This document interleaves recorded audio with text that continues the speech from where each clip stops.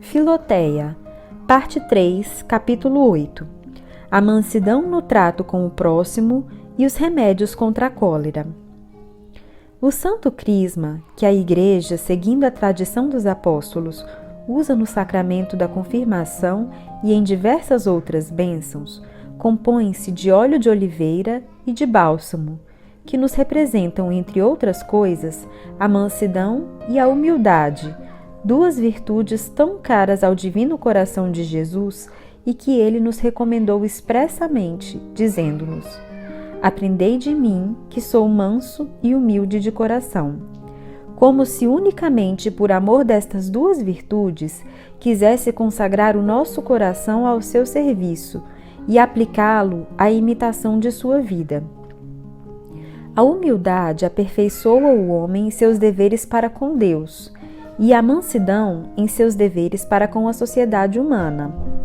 O bálsamo, que misturado com o outro líquido se afunda, nos representa a humildade, e o óleo de oliveira, que fica nadando em cima e nos faz lembrar a mansidão, que faz o homem passar por cima de todo o sofrimento e que excede a todas as virtudes, porque é a flor da caridade que, como diz São Bernardo, só possui o auge de sua perfeição quando ajunta a virtude à paciência. Mas hás de compreender bem, Filoteia, o que diz Jesus Cristo, que devemos aprender dele a ser mansos e humildes de coração, e que este crisma místico deve estar em nosso coração. É, pois, um perigoso ardil do inimigo deter as almas no exterior destas duas virtudes. Com efeito, muitos só possuem sua linguagem, seu ar e suas maneiras exteriores, e não examinando bem as suas ações interiores, pensam ser mansos e humildes, e não o são de modo algum. O que logo se vê quando, apesar desta humildade exterior e mansidão cerimoniosa, se exasperam com um ardor e orgulho incríveis à mais leve injúria que lhes façam, e à menor palavra com que os magoem de passagem. A humildade verdadeira e a mansidão sincera são esplêndidos preservativos contra o orgulho e a ira que as injúrias costumam excitar em nós, como esse preservativo que o povo denomina graça de São Paulo, que faz quem o tomou nada sofra se for mordido ou picado por uma víbora. Mas, se formos picados pela língua de serpente que tem a detração, se o nosso espírito se impregnar então de orgulho e o nosso coração se inflamar, não duvidemos que isto seja um indício evidente que a nossa humildade e mansidão não são verdadeiras nem sinceras, mas artificiosas e aparentes.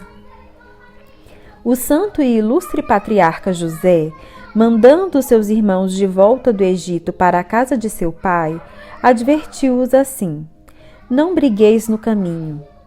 Digo-te também, Filoteia, que esta vida é uma viagem que temos que fazer para atingir o céu. Não nos zanguemos no caminho uns contra os outros. Andemos em companhia com os nossos irmãos, em espírito de paz e amizade. Generalizando, aconselho-te: nunca por nada te exaltes, se for possível, e nunca, por pretexto algum, abras teu coração à ira, pois Santiago diz expressamente: a ira do homem não opera a justiça de Deus. Deve-se resistir ao mal e corrigir os maus costumes dos seus subalternos, com santo ânimo e muita firmeza, mas sempre com uma inalterável mansidão e tranquilidade. Nada pode aplacar tão facilmente um elefante irritado como a vista de um cordeirinho. E o que mais diminui o ímpeto de uma bala de canhão é a lã. A correção feita só com a razão recebe-se sempre melhor do que aquela que encerra também a paixão, porque o homem se deixa levar com facilidade pela razão, a que naturalmente é sujeito, ao passo que não pode suportar que o dominem pela paixão. Por isso, quando a razão quer fortificar-se pela paixão, faz-se odiosa e perde ou ao menos atenua a sua autoridade, por chamar em seu apoio a tirania e a paixão. Quando os príncipes visitam com suas famílias os seus estados em tempo de paz, os povos julgam-se muito honrados com a sua presença e dão largas à sua alegria. Mas, quando passam à frente de seus exércitos, esta marcha muito lhes desagrada, porque, embora lhes seja de interesse, sempre acontece, por mais disciplina que reine, que um ou outro soldado mais licencioso cause danos a muitos particulares. Do mesmo modo, se a razão procura com mansidão seus direitos de autoridade por meio de algumas correções e castigos, todos aprovarão e a estimarão, ainda que seja com exatidão e rigor. Mas, se a razão mostra indignação, despeito e cólera, que Santo Agostinho chama os seus soldados, ela mais faz-se temer que amar, e perturba e oprime a si mesma. É melhor, diz Santo Agostinho, escrevendo a Pro Futuro, fechar inteiramente a entrada do coração à cólera, por mais justa que seja, porque ela lança raízes tão profundas que é muito difícil arrancá-las. Assemelha-se a uma plantazinha que se transforma em uma árvore enorme. Não é sem razão que o apóstolo proíbe que deixemos pôr-se o sol sobre a nossa cólera, porque durante a noite ela se converterá em ódio, torna-se quase implacável e nutre-se no coração de 1000 arrazoamentos falsos, pois ninguém teve jamais a sua cólera por injusta. A ciência de viver sem cólera é muito melhor do que a de servir-se dela com sabedoria e moderação.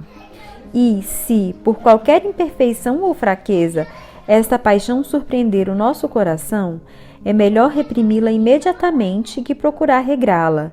Torna-se senhora da graça e faz como a serpente que, por qualquer buraco por onde mete a cabeça, passa facilmente com todo o corpo. Mas como has de perguntar de certo? Qual é o melhor meio de reprimi-la? É preciso, Filoteia, que logo ao sentires o seu primeiro ataque, concentres todas as forças de tua alma contra ela.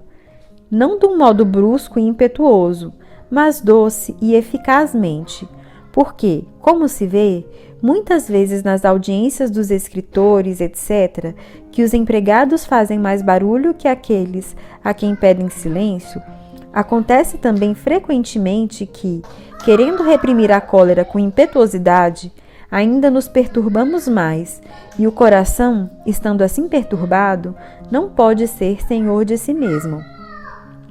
Depois deste suave esforço, segue o conselho que Santo Agostinho dava em sua velhice ao jovem bispo Auxílio.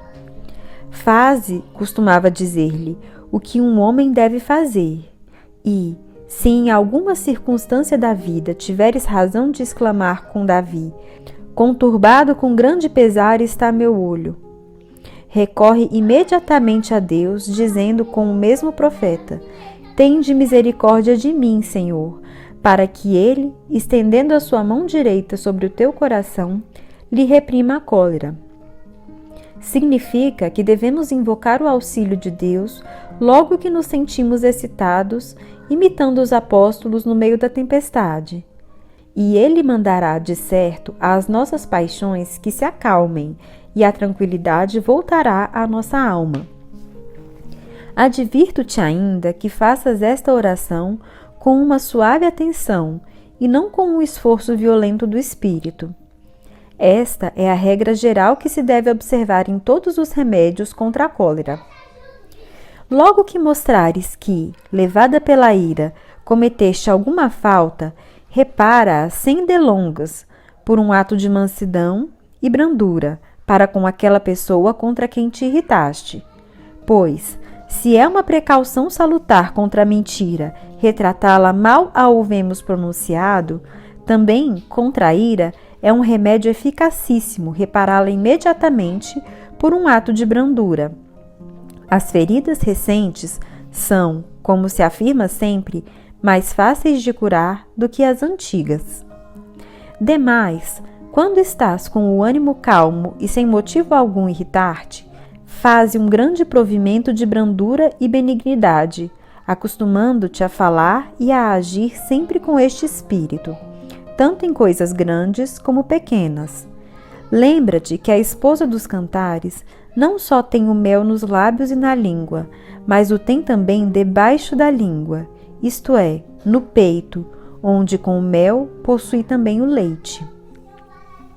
Isto nos mostra que a brandura com o próximo deve residir no coração e não só nos lábios, e que não é bastante ter a doçura do mel, que exala um cheiro agradável, isto é, a suavidade de uma conversa honesta com pessoas estranhas, mas devemos ter também a doçura do leite no lar doméstico para com os parentes e vizinhos.